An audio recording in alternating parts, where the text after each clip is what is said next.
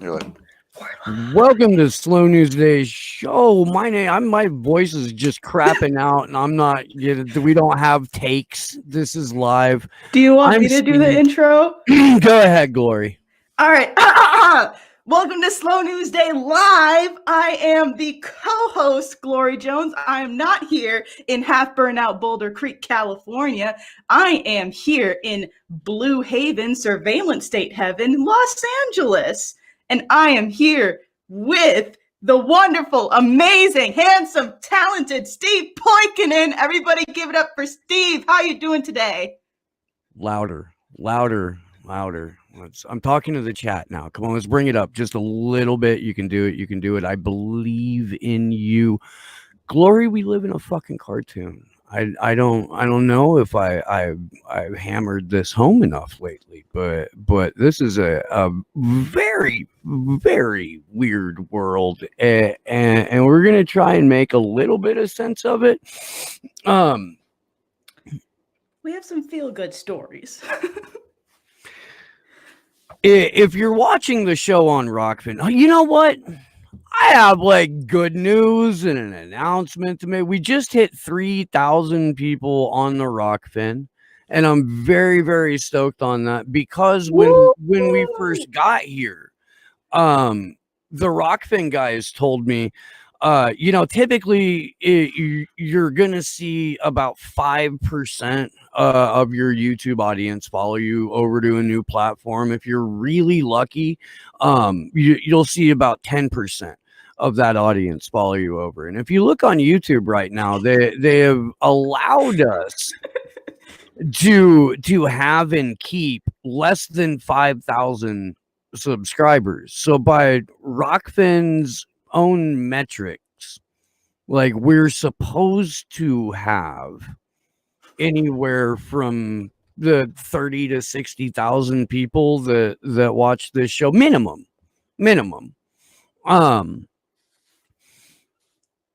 I would like to see us lap the YouTube subscriber count on Rockfin before they nuke the channel.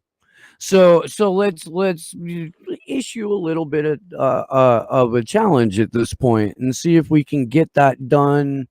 I don't know.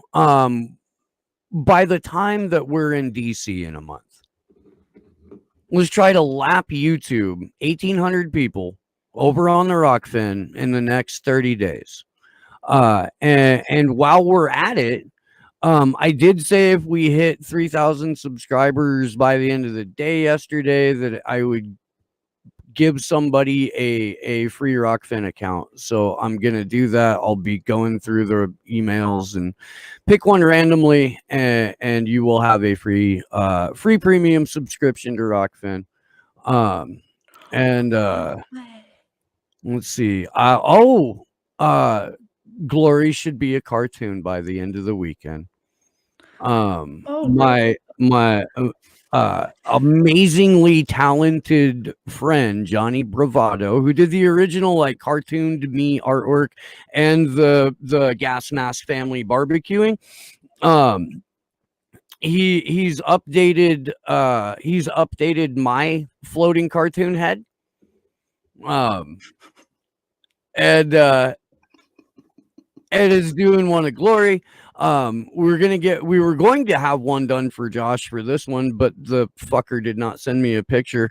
So I think that we're gonna I don't know, dude. I'm just kind of picturing like a literal ninja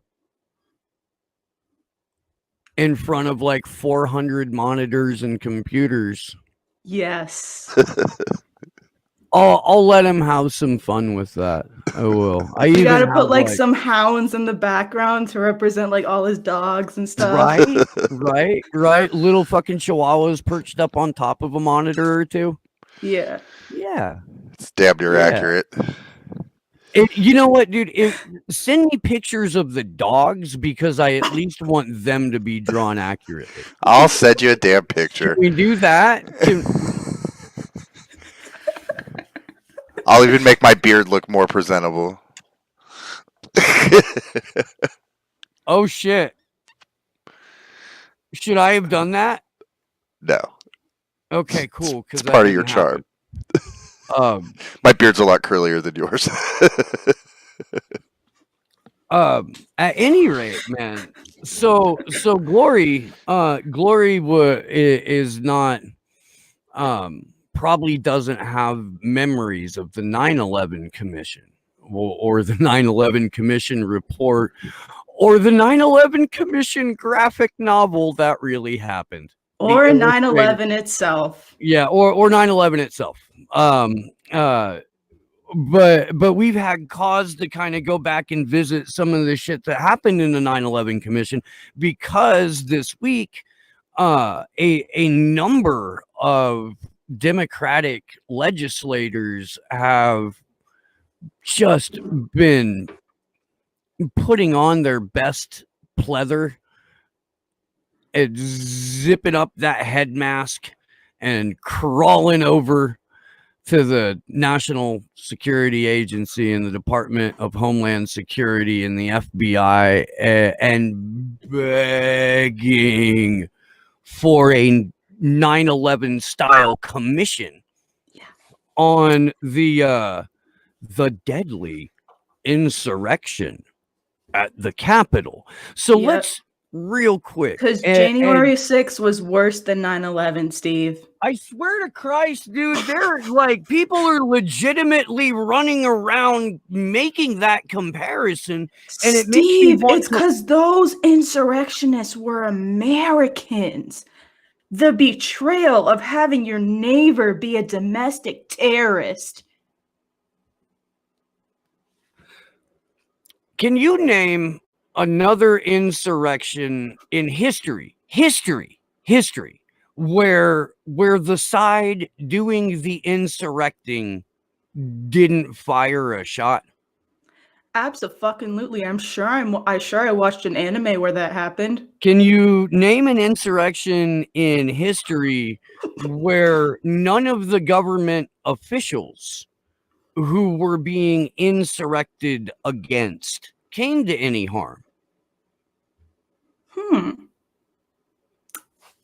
I might have watched an anime where that happened. Can you name an insurrection in cartoon history where the side who was being insurrected against opened up the doors and were waving people from the opposing side in and then giving them polite reminders to not scuff the floor or the furniture while they're wandering around taking selfies? That might have happened in the Fate franchise, but I can't say it happened in the human world. The deadly insurrection to overthrow a democratic election of 5 lives. One of those lives was an unarmed white lady, and she was shot by a cop. Mm-hmm. We knew prior to this week that 3 of those deaths were in fact heart attacks,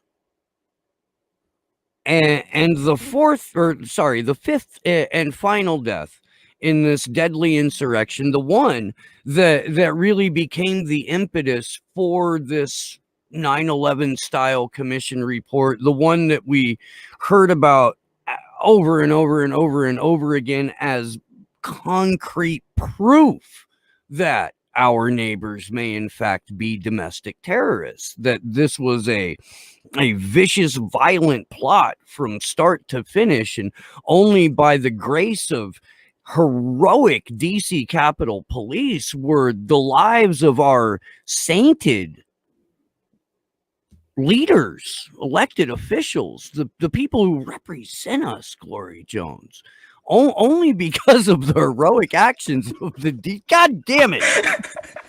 I was waiting how long it would take you to make it through without laughing. The moment when you said these people represent us, I was like, oh, he is not gonna make it much longer. Fuck. We'll fix it in post. We'll get your sarcasm. but only because of those brave cops. our beloved representative saved from the harm of this mob that again beat a man to death with a fire extinguisher. I'm being told that's bullshit. He was, in fact, not beaten to death with a fire extinguisher. The medical examiner knew that weeks ago. It's only because it finally got dragged out into daylight that anyone has had to walk that story back. I don't know, and I don't have a New York Times account, but I don't know if that story is still up on the New York Times website saying that Officer Sicknick was beaten to death with a fire extinguisher. That's false. That is not factually accurate. The guy wasn't beaten to death with a fire extinguisher, yet we're going to have this 9/11 style commission because of the deadly insurrection. Because of that. Now, what it results in, I don't know. I don't, because the original 9/11 commission wasn't conducted until 2005, and they had the Patriot Act already on the books waiting for a reason, all the way as far back as 1995 when Joe Biden wrote it as the Omnibus Counterterrorism Act.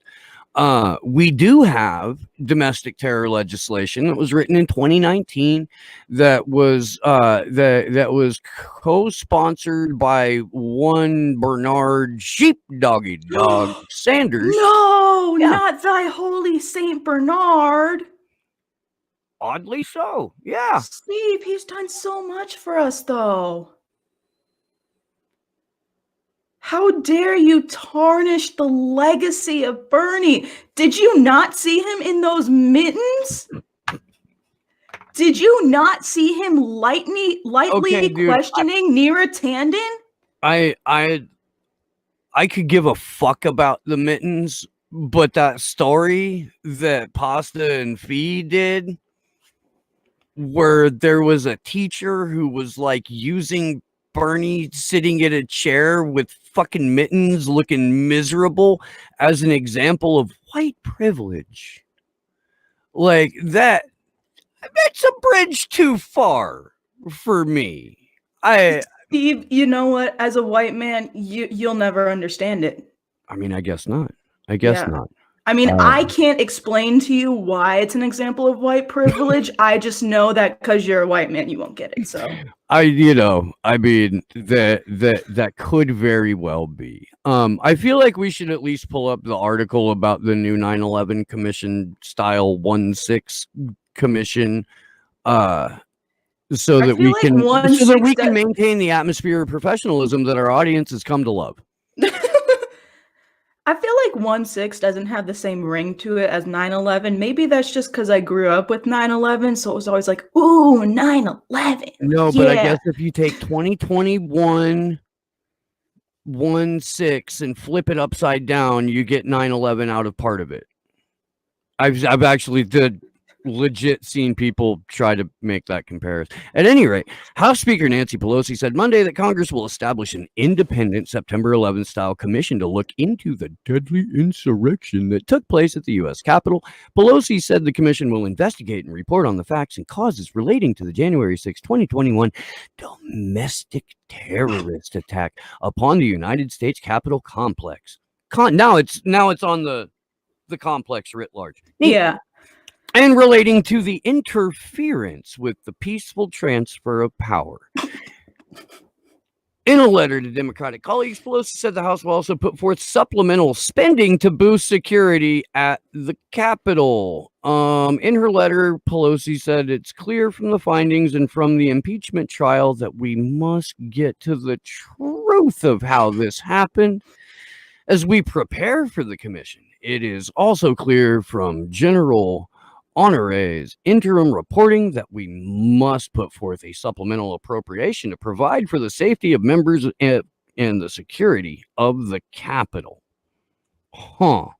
That's where your 2K checks are going, people. Right. there should be a complete investigation about what happened, said Louisiana Senator Bill Cassidy, one of 7 Republicans who voted to convict Trump.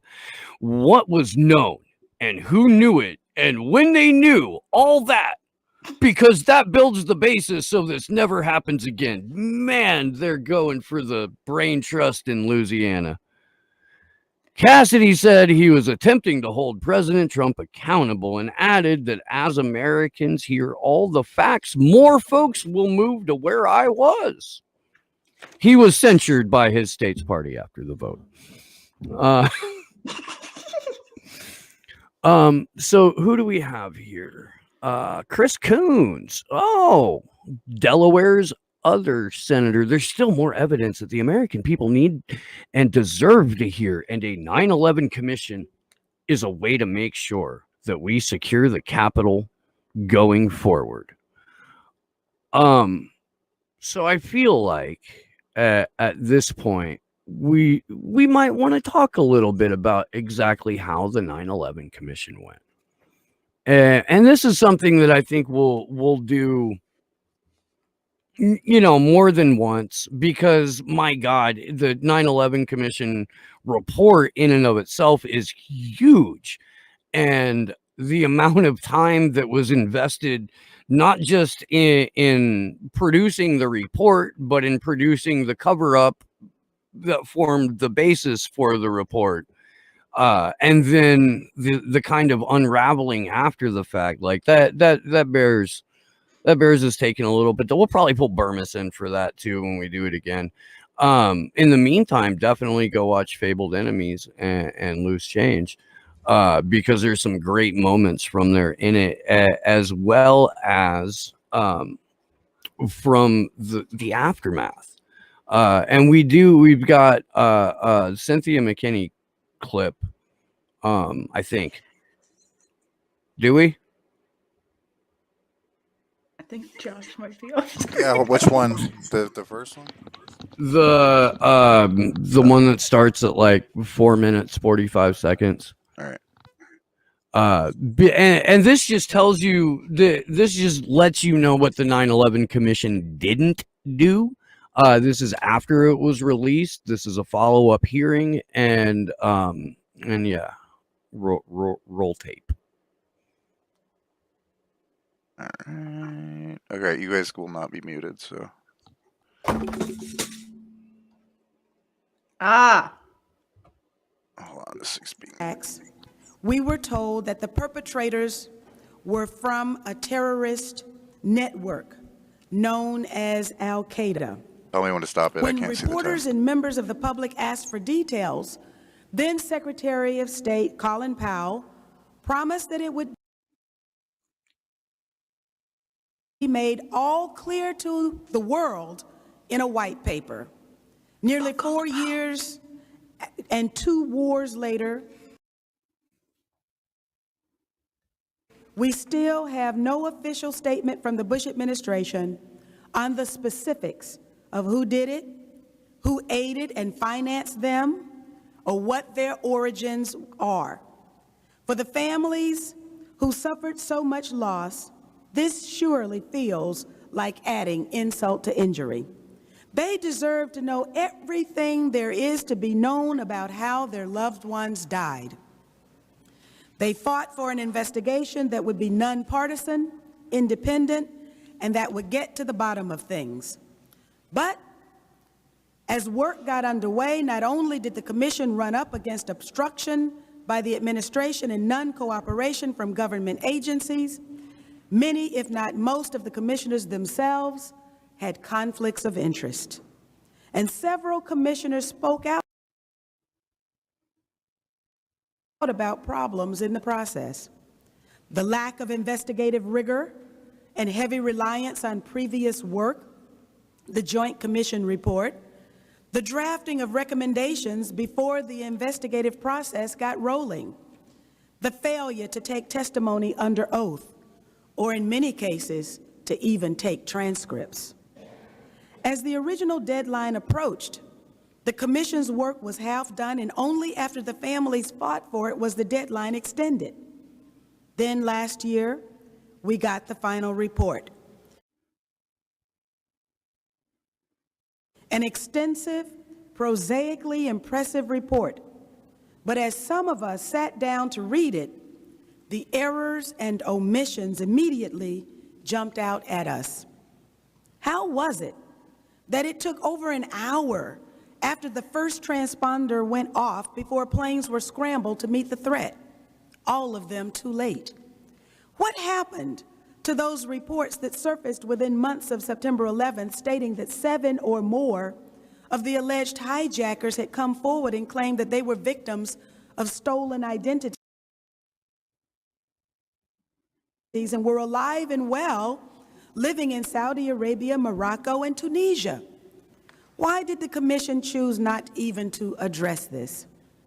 What about the terrorist Omar Saeed Sheikh, now sitting in a Pakistani prison on charges of participating in the kidnapping and murder of Wall Street journalist Daniel Pearl? According to Indian intelligence, this man received orders from a Pakistani general to transfer $100,000 to Muhammad Atta. People all over the world are talking about this story, but not a word about it in the report.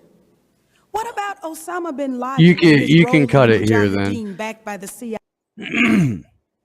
Oh, So I wonder. hey, fuck you, 2008 voters. We could have had fucking Cynthia McKinney to be our first black woman president. It's true. It's true. You could. I voted for her. You know. That's why I'm saying 2008 voters as a whole and not you, because I know, I still vote for her. I know. I'm well aware. That's why I say like 2008 voters as a whole, because like, one, I'm not included in it, and two, like, bro, we could have had Cynthia McKinney as our first black woman president instead of Kamala fucking Harris. I just want to say that Wonder Woman wears Cynthia McKinney jammies. That's yeah. Oh, you Cynthia. Yeah. Come back on the show. Oh, please do. Steve has a co-host now. I'll email her between shows before we go on the vigil. I'll email her. Nice. Beth, big shout out to Beth from Pennsylvania, even though she's in Alabama, reminded me that it has been far too long since Cynthia has been on, and that's accurate. We did have a great conversation with her on World Press Freedom Day last year. And if you guys haven't seen that vigil, it's incredible. It really is. It's Cynthia McKinney, Ray McGovern, Kevin Gostola, and Elizabeth Voss. And it's a hell of a conversation. But back to the 9/11 Commission's abject failure. What Cynthia McKinney outlines in that just last couple of minutes of what the commission didn't address and wouldn't produce. It's been a long time since I've seen that clip, and when I was watching it this morning, I remember very vividly like the reaction to people's refusal to testify at this thing, and the refusal of the people in court to, as Cynthia McKinney pointed out, keep fucking transcripts. If anyone wonders why there's conspiracy theories around 9/11, it's because in no way, shape, or form did our government even attempt to give us an answer that wasn't like, but wait, really? And so in that environment, conspiracy theories are going to flourish. Thankfully, we have architects and engineers for 9/11 Truth. They've done some incredible work on this, as the University of Alaska Fairbanks study shows. Go check out our interview with Richard Gage from Architects and Engineers from 9/11 Truth, and watch the documentary film Seven. And yeah, and like again, with Building 7, there's no. it's not like you can be like, oh, well, it was a hologram plane that flew into the thing. You know, none of that shit. So when you talk to people about it, the sort of, I don't know, the stink of you're going to be smeared as a conspiracy theorist, it isn't really there. This is a building that we're told it collapsed because a bit of debris broke through a window and caused a fire, and that fire caused a systemic entire structural collapse that allowed an asymmetrical building to achieve symmetrical free fall in under 7 seconds. That's just so happened to look like a controlled demolition. So, and the only other building in existence from that point to this day that they can say had a similar collapse as proof that this is possible, World Trade Center Tower number 2. By the way, none of the debris from either of those wreckages could ever be examined. And Jon Stewart, bless his heart, I just saw on Twitter yesterday where he's out trying to get some legislation for the firefighters who sustained life-threatening or in many cases life-ending injuries and illnesses as a result of working around the burn pit. What is the burn pit, you ask? Well, it was the longest burning structural fire in history that burnt at temperatures of over 2,700 degrees for like months. And the burn pit is not successfully explained in the 9/11 Commission report either. So this is the kind of shit that we can expect out of a Nancy Pelosi led 1/6 commission. They should call you in to testify, Steve. Don't say that shit out loud. You fuck, man.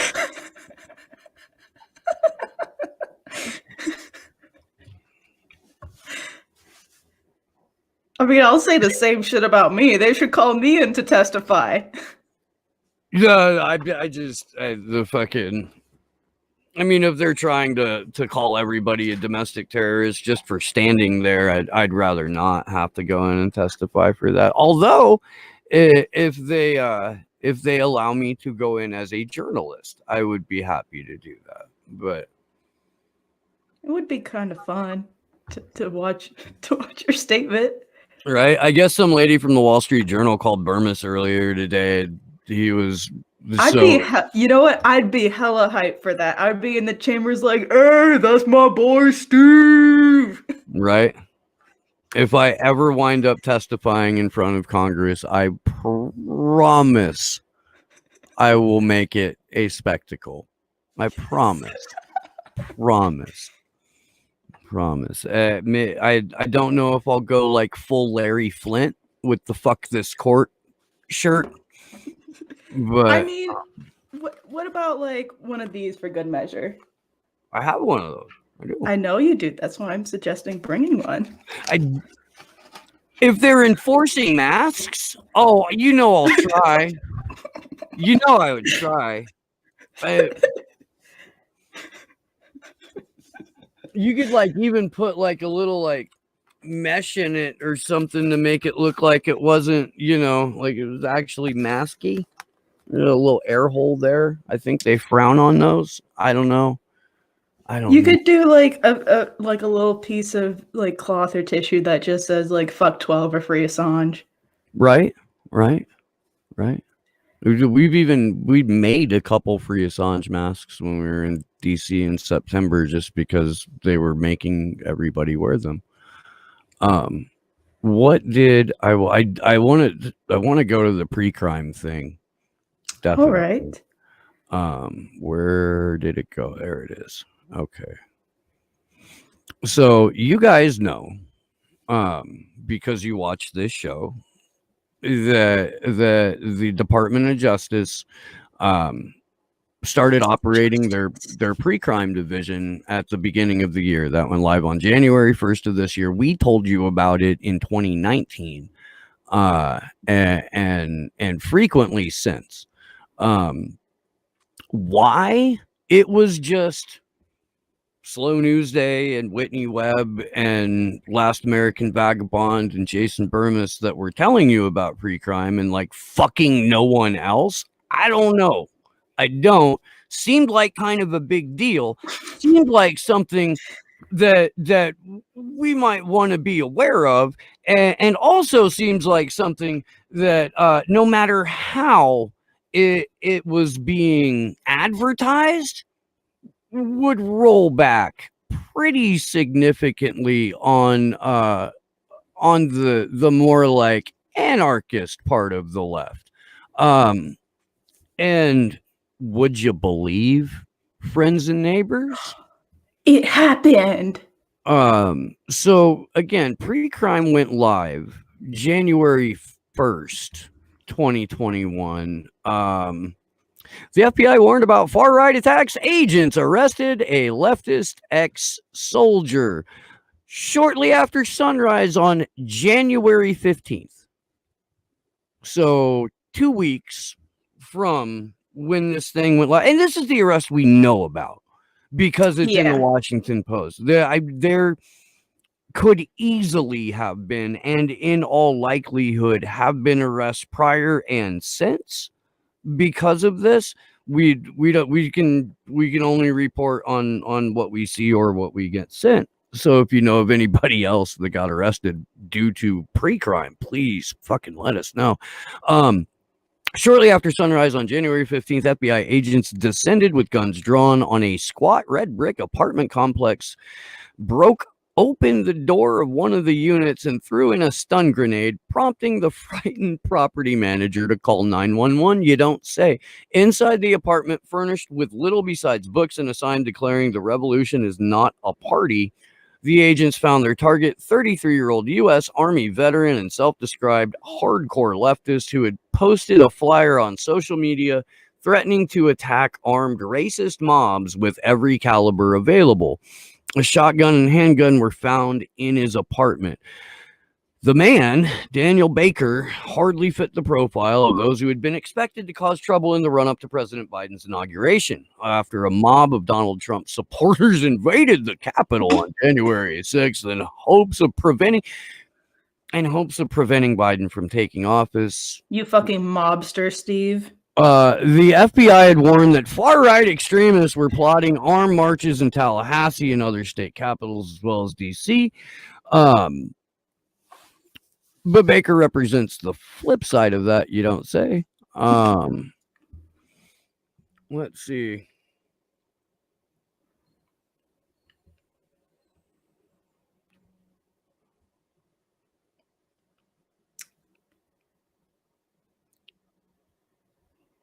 Yeah. Alrighty. I'm trying to see if there's anything a little bit that like says why or how the FBI obtained the information, and they're being pretty thin on that in the article. I mean, my guess is it was some kind of collaboration with local law enforcement. Okay. FBI agents who had been monitoring Baker's social media posts since October described him as being on a path towards radicalization. On January 25th, U.S. Magistrate Judge Michael Frank agreed that Baker posed a potential threat and ordered him held without bond, writing that the former soldier had repeatedly endorsed violent means to advance the political beliefs he espouses. So let's talk about that for a moment, because Daniel Baker, as far as we know, has not committed a crime yet. Yeah. Daniel Baker is being held without bond. He was arrested on January 15th. According to the article, the judge didn't sentence him until the 25th, or at least have his bond hearing until the 25th, which means he sat in a Tallahassee jail for 10 days before he went to his arraignment.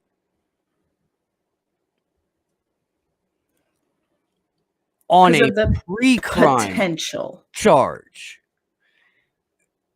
So, because something in his social media tripped an FBI algorithm back in October, they had monitored just the posts of this person, deciding to, once pre-crime went live, go and arrest this guy and hold him without bond because of the potential threat he may become. Glory? I mean, well, the idea that they can get someone because they're on the path towards radicalization, that's more of the country than the people that showed up to the Capitol complex on January 6th. That's even more of the country that could be considered on the path to radicalization. And it's also like, okay, so we expect institutions that have historically targeted leftists and anti-government activists to not do that. It's like, where do you think all this mess is going to head? It's going to backfire miserably, and it ends up with shit like this, with pre-crime being advanced, with all this predictive policing that happened earlier and fucking tore through Black and brown neighborhoods. It's going to keep getting worse. If this goes, I mean, it already kind of went through, but like pre-crime, the path to radicalization, that literally gets us all. Like, aren't we all technically we're all on a path to radicalization? Well, and everybody's guilty of something. Everybody. Yeah. Everybody. I don't care who you are. You've broken a law, whether or not you even know it. We're one of the most litigious societies in existence. It's kind of farcical to think that someone has made it through their life without ever violating some sort of code, law, some shit. It sucks because Tom Cruise was in it, and otherwise it could have been a decent movie. But like, this is some flat the fuck out Minority Report shit. It is. And just because Tom Cruise was in it doesn't mean that it's, like, you might want to go refresh your memory because we're fucking living it. I mean, this is why you watch anime. You can laud the implications that they have on society and the metaphors they have for government actions without being like, oh, but Tom Cruise is in it. Fair. I'm not knocking anybody for watching anime, dude. I know you're not, but I'm just saying, like, you have me on this show, so one of the things I gotta do is I gotta, push anime because it's a great entertainment medium. So shout out to DJ Elf. Thank you for the super chat. And again, just let me reiterate this, man. We're 1,800 subscribers from lapping YouTube over on Rockfin. This is, by the people who run Rockfin, like an anomaly. It's a statistical improbability. We're an anomaly. Let's see what we can't do. There's 106 people watching on YouTube right now. There are like 30 over on the Rockfin. Go make your free Rockfin account. I'm a fucking stoner, dude. I forget to set this shit to premium frequently. I do. If you like what we do, you can endorse the channel for $10 a month and you get everybody's paywalled content. I should reiterate, like, if you're a Patreon subscriber to Slow News Day, cancel that shit and support us on the Rockfin. Yeah, I could really get, like, clearly fucked off my Patreon. Clearly. It's not like we're not putting out a lot of content. It's just I've fucked off the Patreon, but we have Rockfin. So you know, let's fucking help us fuck YouTube together. Let's all get in there. Let's take it to let's take it to an absurd anime perspective. Let's become the mini-dicked monster fucking YouTube. Let's do that as a family. I was so proud of you doing a promo until you got to the many-dicked monster fucking YouTube. But you know what? Everybody, put some hand claps in the chat for Steve.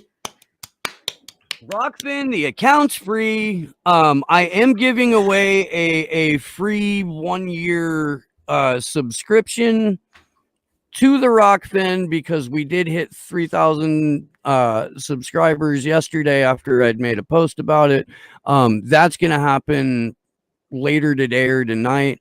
We'll probably announce it on the show Thursday when we're joined by the Unfit Statesman. And yeah, Odyssey's getting live streaming, but seriously, I would love to see in the next month us lap YouTube in terms of subscribers, because Rockfin lets us keep them. It's a weird thing. It's a weird thing. They let us keep the people that like the show enough to subscribe to it. And then more often than not, they'll send out an email notification when we go live, and they don't censor what we have to say. So really, they fucking drop your YouTube. They've done a lot to help fix the chat over in Rockfin. It's becoming much more user friendly. And let's fucking do whatever we can to not spend any time on an Alphabet Inc. owned platform. We got Super Rays. Dude, Craig Brill, thank you very much. Tony, I want to hear your Super Ray impression of pasta. Okay, wait, because me and Fee make fun of him for this all the time. Thank you for the Super Ray contribution. It is always appreciated on Slow News Day. You can't say couch, but like, yeah. Let's see. Tony watches closely. Hey, Tony! Thank you for the Super Ray! There you go. There you go.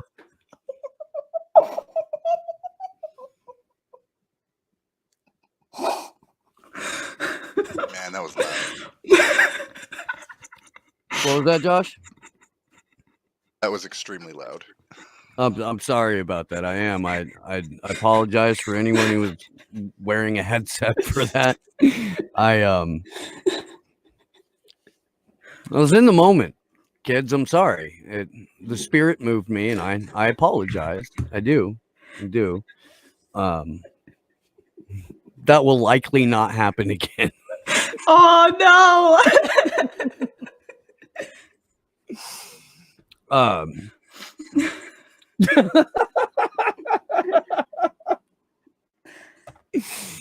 So do we I wanted to do the unicorn riot thing. We got some real wholesome stories coming your way, guys. Some feel. Where'd You go? have it up? I do not. I'm getting there.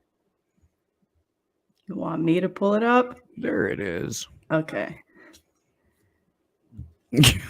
I mean, just shit if you want, but yeah, I actually have. I mean, you kind of said you would, so like I closed it out because like we're here. We're here.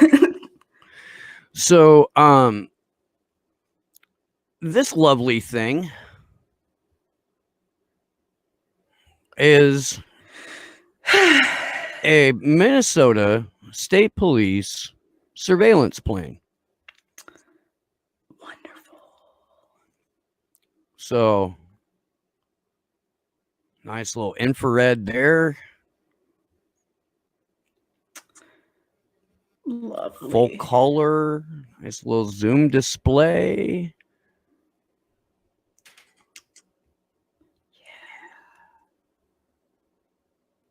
Oh, mass arrest. Nice.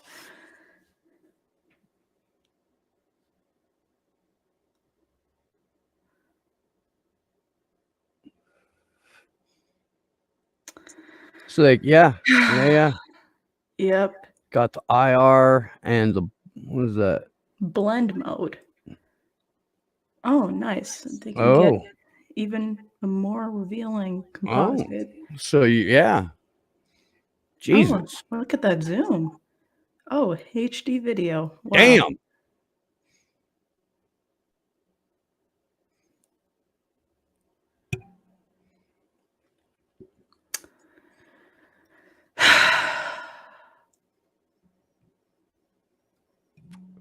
So that is a fucking spy plane that is obviously going to surveil innocent people unrelated to whomever they're tracking at the moment. Not that that person probably deserves to be tracked by an aerial spy plane, but in terms of egregious abuse of civil liberties and civil rights, the fact that this thing exists in the fucking first place is beyond the scope of fucking reality.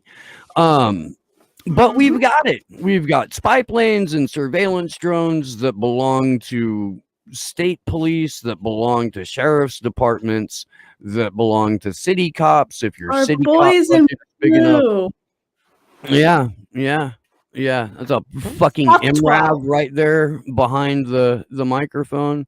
Yeah, this is our lovely Los Angeles Sheriff's Department. That's a lovely microphone, Glory Jones. Where'd you get it? I got it from Convo Fam. Well, I was pissed.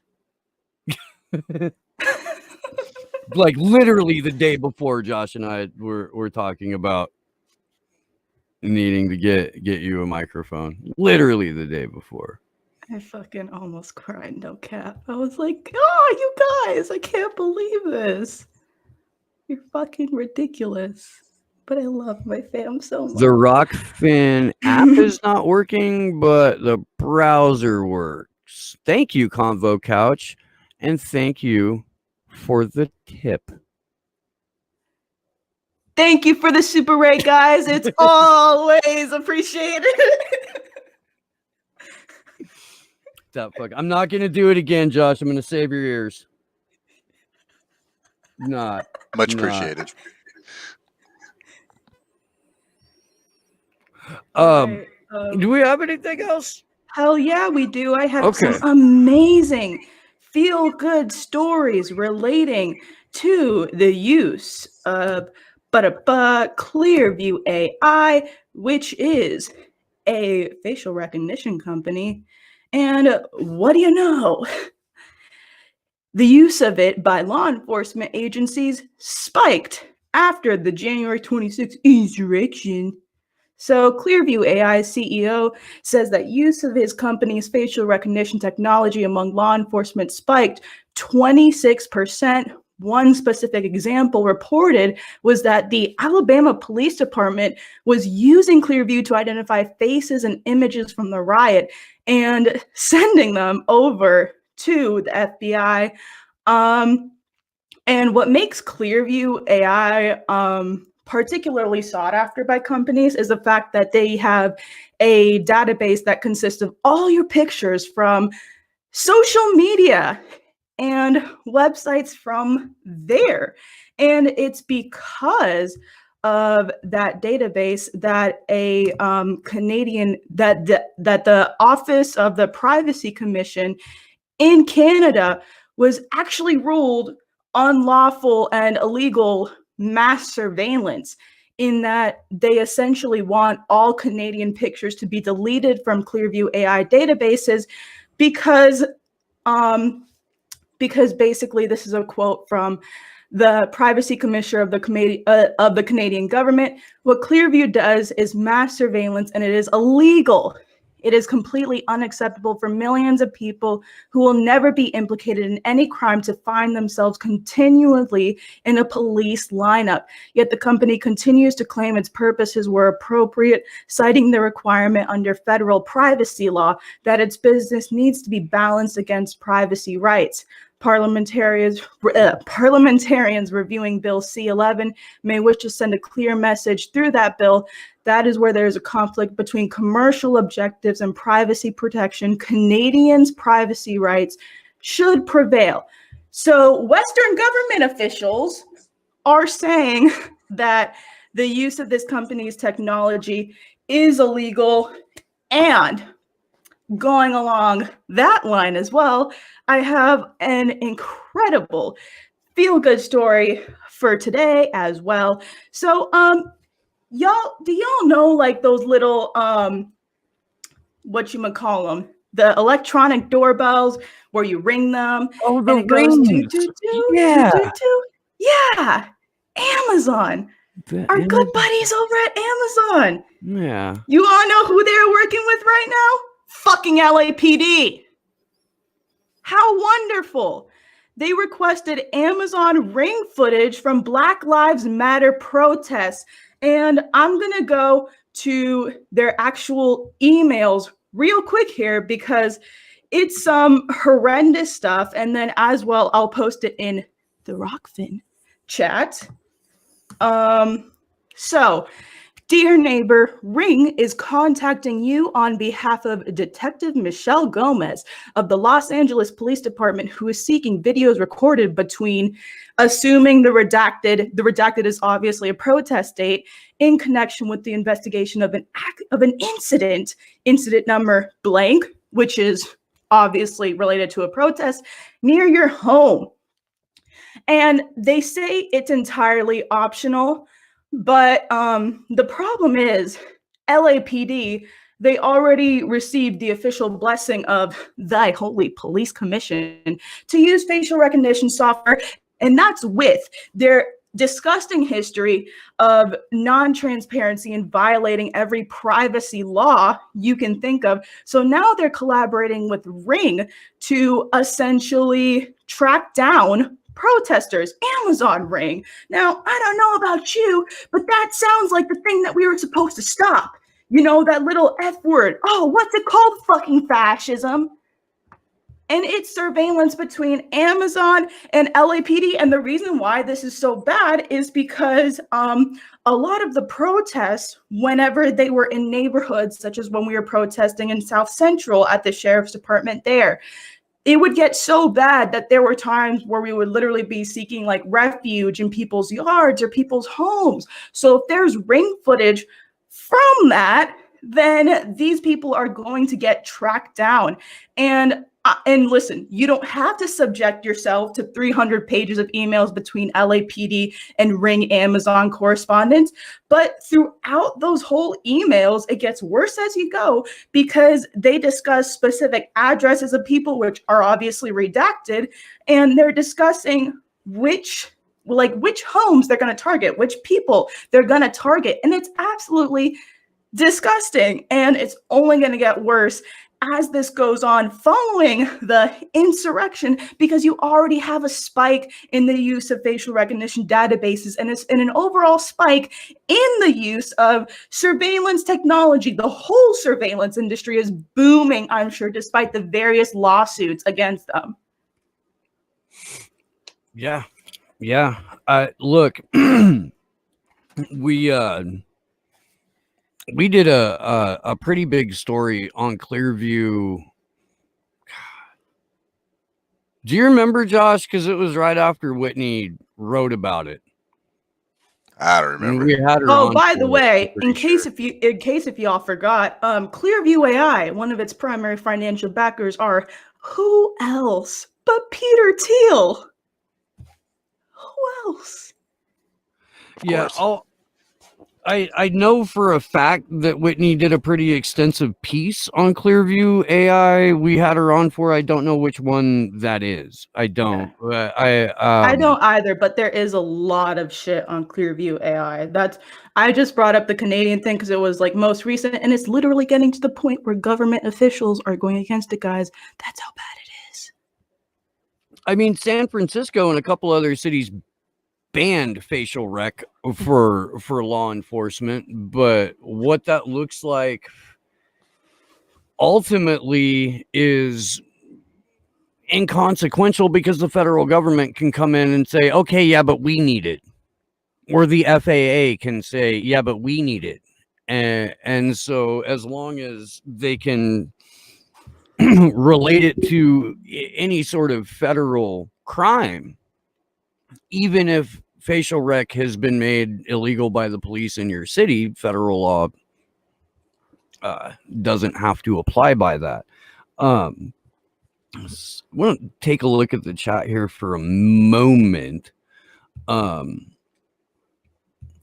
trouble having trouble posting on YouTube via Rockfin. I don't know. I don't.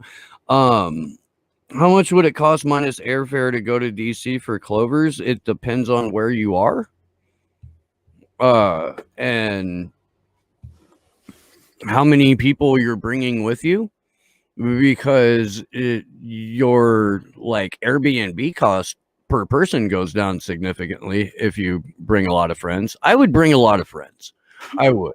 I would bring a bunch of friends, and then I would tell them to bring a bunch of friends, and then I would tell their friends to bring friends.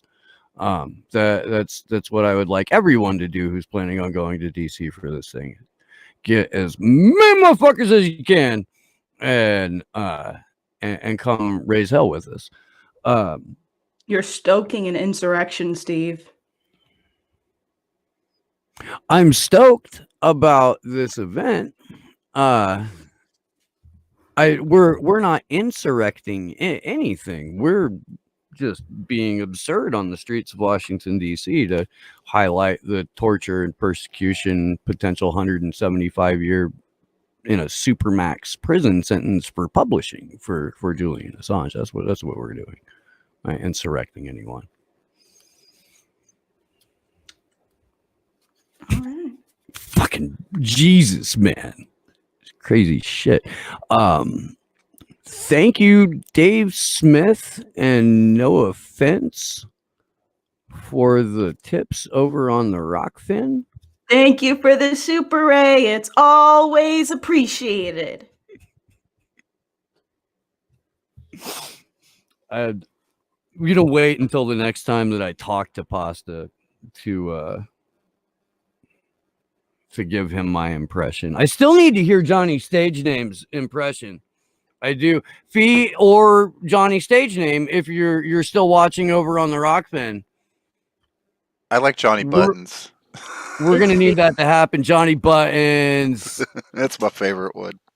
Johnny It's Fee. Buttons, It's Fee, I bet. Johnny Camera.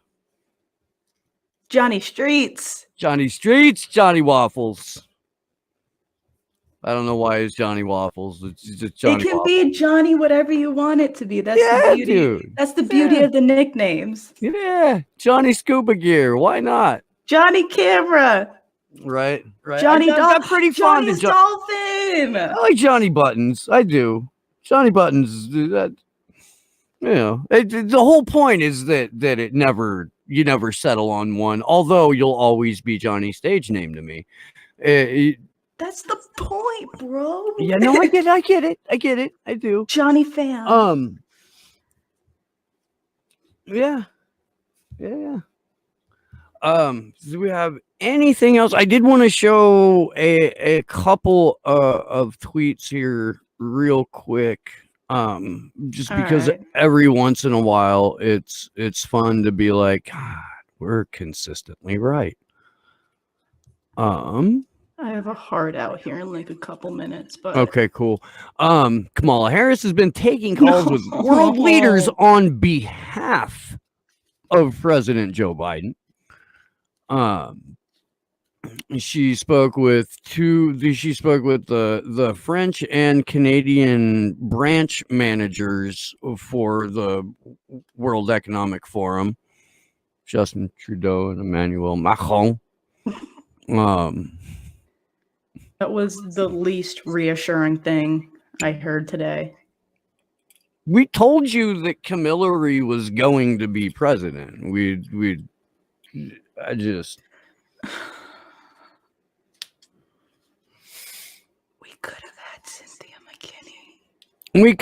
We could. I really, the other tweet was mine. It was me making fun of Jamal Bowman. We don't even have to do that. Jamal Bowman's running around like trying to take credit for the shit show. Yeah, fucking brother, narrative don't do management that. bullshit, lies, and fucking new draconian legislation that the 1-6 commission will be. So I did say that it might be a bad look to brag that you got in the DHS stamped, embossed GIMP suit.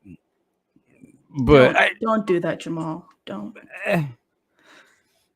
Yes, Fred, the A4A website does need to be updated about the thing where there's also going to be a Clovers for Assange website that launches. All of that is going to happen in the next couple of days. We're getting the graphics together and all of that shit, and there will be a press release that accompanies it. Glory, what you got? Where can people find you? And do you have anything else coming up this week? You guys can find me on Twitter, or better yet, you can meet me on the ground if I'm somewhere. Yeah, just in LA County. If I'm somewhere, that's where I'll be. Yeah. But fuck you. But yes.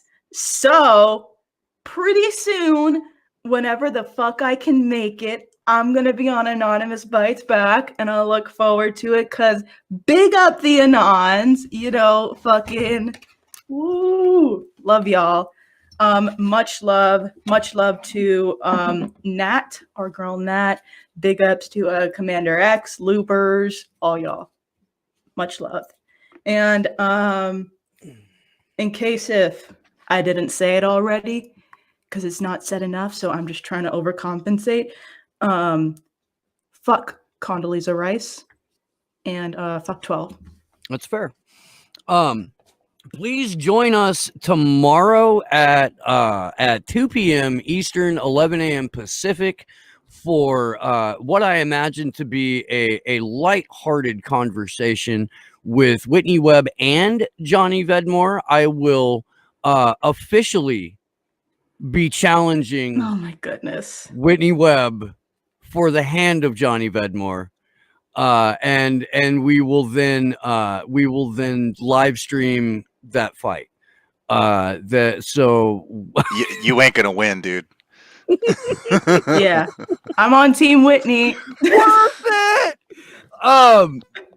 At any rate, that's going to be 2 p.m. Eastern, 11 a.m. tomorrow. The Free Assange Vigil is in a couple hours. Make sure that you're there for that. Thursday, Zach, the Unfit Statesman, will be joining us. And I'm not sure if Sunday is Corey or Pierce Robinson. It's either going to be Corey or it's going to be Pierce Robinson. I can't believe we haven't had Pierce on the show yet. And yeah, that's about it. Rockfin. Another promo. Good job. We're killing the promos today, guys. We are killing the promos today, guys. Go make the free account. If you dig what we do, subscribe to the show. It gives you everybody else's premium content. It's $10 a month. And it's going to be how we survive going forward, because we're going to take the show full time in April. And that's going to be fucking, it's going to be fun. We'll see you soon. Good luck to us all. Thanks, Sleepy Josh.